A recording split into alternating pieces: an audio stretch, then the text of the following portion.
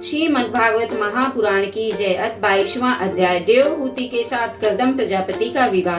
मैत्रेय जी कहते हैं, विदुर जी, इस प्रकार जब कर्दम जी ने मनु जी के संपूर्ण गुणों और कर्मों की श्रेष्ठता का वर्णन किया तो उन्होंने उन निवृत्ति परायण मुनि से कुछ सकुचाकर कहा। मनु जी ने कहा, मुने, वेद मूर्ति भगवान ब्रह्मा ने अपने वेदमय विग्रह की रक्षा के लिए तप विद्या और योग से संपन्न तथा विषयों में अनासक्त आप ब्राह्मणों को अपने मुख से प्रकट किया है और फिर उन सहस्त्र चरणों वाले विराट पुरुष ने आप लोगों की रक्षा करने के लिए अपनी सहस्त्र भुजाओं से हम क्षत्रियों को उत्पन्न किया है।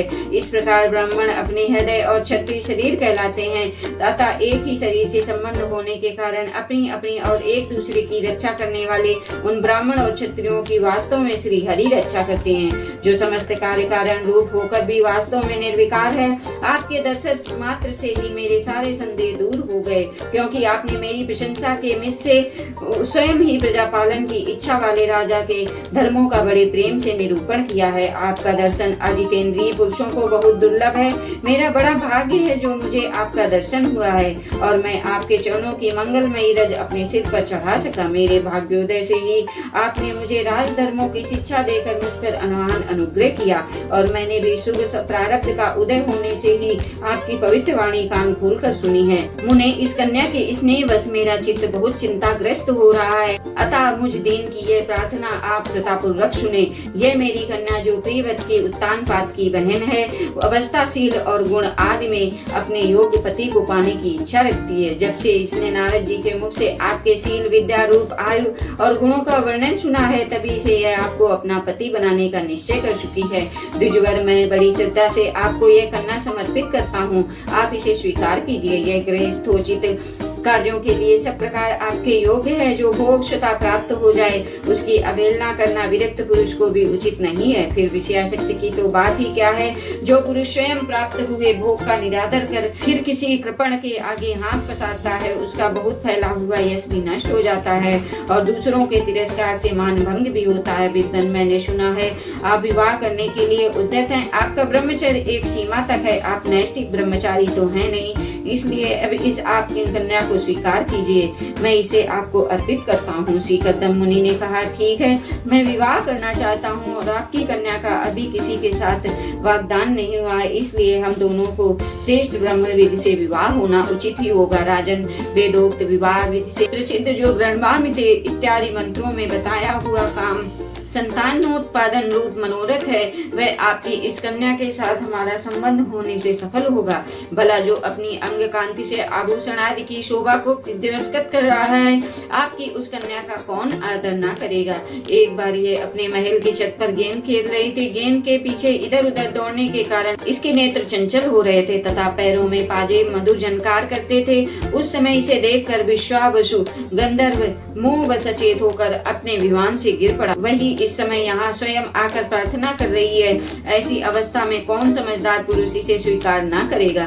यह तो साक्षात आप महाराज श्री स्वयंभू मनु की दुलारी कन्या और उत्तानपाद की प्यारी बहन है तथा यह रमणियों में रत्न के समान है। जिन लोगों ने कभी श्री लक्ष्मी जी के चरणों की उपासना नहीं की है, उन्हें तो इसका दर्शन भी नहीं हो सकता। अतः मैं आपकी इस साध्वी को कन्या को स्वीकार अवश्य करूंगा, किंतु एक शर्त के साथ, जब तक इसके संतान न हो जाएंगी तब तक मैं गृहस्थ धर्मानुसार इसके साथ रहूंगा। इसके बाद भगवान के बताए हुए संन्यास प्रधान हिंसा रहित समदमादि धर्मों को भी अधिक महत्व दूंगा, जिनसे इस विचित्र जगत की उत्पत्ति हुई है, जिनमें ये लीन हो जाता है और जिनके आश्रय से यह स्थित है। मुझे तो वे प्रजापतियों के भी पति श्री भगवान श्री अनंत की सबसे अधिक मान्य है। मैत्रेय जी कहते हैं, प्रसन्न धनुर्धर विदुर कर्दम जी केवल इतना ही कह सके, फिर वे हृदय में भगवान कमलनाभ का ध्यान करते हुए मौन हो गए। इस समय उनके मंद हास्य युक्त मुख कमल को देखकर देवहूति का चित्त लुभा गया है। मनु जी ने देखा कि इस संबंध में महारानी शत्रुपा और राजकुमारी की स्पष्ट अनुमति है,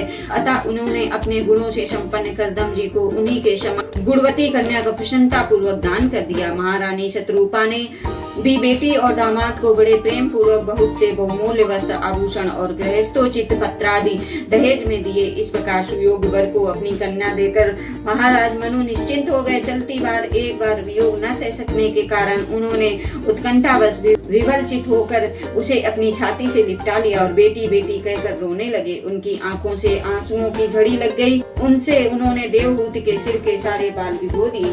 फिर वे मुनिवर कर्दम से पूछकर उनकी आज्ञा ले रानी के सहित रथ पर सवार हुए और अपने सेवकों सहित ऋषकुल सेवित सरस्वती नदी के तीरों पर मुनियों के आश्रमों की शोभा देखते हुए अपनी राजधानी में चले आए। जब ब्रह्मावती की प्रजा को यह समाचार मिला कि उनके स्वामी आ रहे हैं, तब वे अत्यंत आनंदित होकर स्तुति गीत और बाजे गाजे के साथ अगवानी करने के लिए ब्रह्मावती की राजधानी से बाहर आई।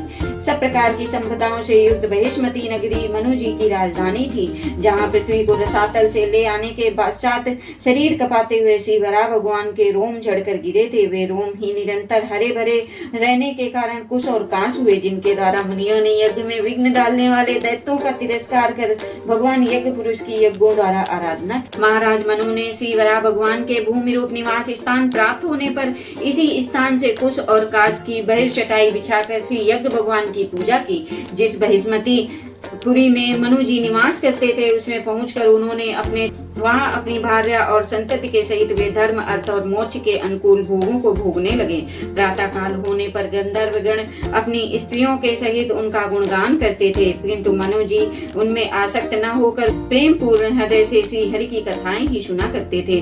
वे इच्छानुसार भोगों का निर्माण करने में कुशल थे, किंतु मननशील और भगवत परायण होने के कारण भोग उन्हें किंचित भी विचलित नहीं कर पाते थे। भगवान विष्णु की कथाओं का श्रवण, ध्यान, रचना और निरूपण करते रहने के कारण उनके मनवंतर को व्यतीत करने वाले क्षण कभी व्यर्थ नहीं जाते थे। इस प्रकार अपनी जागृत आदि तीनों अवस्थाओं अथवा तीनों गुणों को अभिभूत करके उन्होंने भगवान वासुदेव के कथा प्रसंग में अपने मनवंतर के 71 चतुर्युग पूरे कर दिए। व्यास नंदन विदुर जी, जो पुरुष श्री हरि के आश्रित रहता है, उसे शारीरिक, मानसिक, दैविक, मानसिक और भौतिक दुख किस प्रकार कष्ट पहुंचा सकते हैं। मनु जी निरंतर समस्त प्राणियों के हित में लगे रहते हैं। मुनियों के पूछने पर उन्होंने मनुष्यों के समस्त वर्ण और आश्रमों के अनेक प्रकार के मंगलमय धर्मों का भी वर्णन किया, जो मनु संहिता के रूप में आज भी उपलब्ध है। जगत के सर्वश्रेष्ठ सम्राट महाराज मनु वास्तव में कीर्तन के योग्य हैं। यह मैंने उनके अद्भुत चरित्र का वर्णन किया है। अब उनकी कन्या देवहूति का प्रभाव सुनो। बोलो श्री कृष्ण भगवान की जय।